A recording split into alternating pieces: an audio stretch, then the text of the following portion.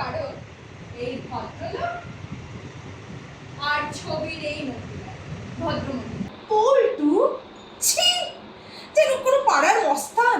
আচ্ছা থাক না, ঘুরে যা, স্ক্রিপ্ট ছেড়ে দে। কাছে থাকো, এই যে এই চলে আসছিস, কাঁদছিস? হ্যাঁ, আজ নিশিতে বলেছে কাঁদছিস। তুমি কাঁদছো? কেঁদো না প্লিজ। পল্টু বলার শাস্তি মশাই, কিসে? মাঝে মাঝে